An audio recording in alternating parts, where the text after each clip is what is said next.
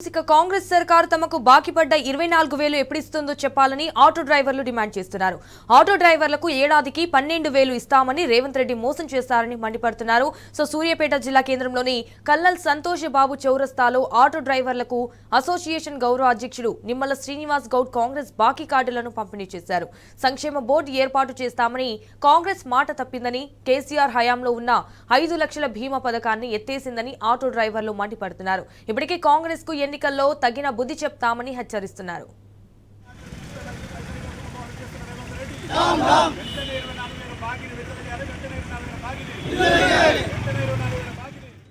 ఈరోజు ఆటో డ్రైవర్లు పెద్ద ఎత్తున తరలి వచ్చి సంవత్సరానికి 12,000 రూపాయలు ఇస్తామని ఇంతవరకు ఇవ్వలేదు.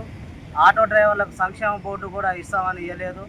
గత ప్రభుత్వంలో సీఎం కేసీఆర్ గారు ఆటో డ్రైవర్లు యాక్సిడెంటల్గా చనిపోతే వాళ్ళ కుటుంబాలు రోడ్డున పడతాయని కూడా ప్రమాద చేస్తూ 5 లక్షల ప్రమాద బీమాను కూడా గతంలో సీఎం కేసీఆర్ గారు ఇచ్చారు.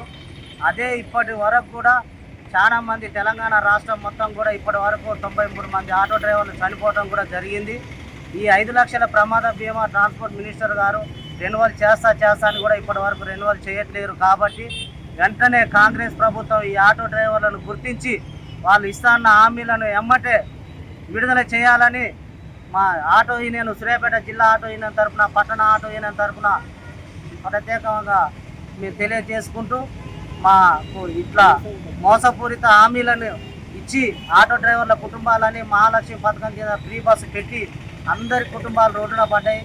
ఆటోలకు ఫైనాన్స్ కూడా కట్టలేని పరిస్థితి. ఈరోజు ఎప్పటికప్పుడు ఆటో మన పిల్లలను చదివించుకునే స్తోమత కూడా లేక అప్పులు తీసుకొని వచ్చి ఆత్మహత్యలు చేసుకున్నటువంటి ఆటో డ్రైవర్లని ఎమ్మటే 10 లక్షల ఎక్స్క్యూషన్ ఇచ్చి ఆదుకోవాలని సీఎం రేవంత్ రెడ్డి గారికి సూర్యాపేట జిల్లా తరఫున భారీ ఎత్తున హెచ్చరిస్తున్నామని కూడా మరొకసారి తెలియజేస్తూ ఈ అవకాశం ఇచ్చిన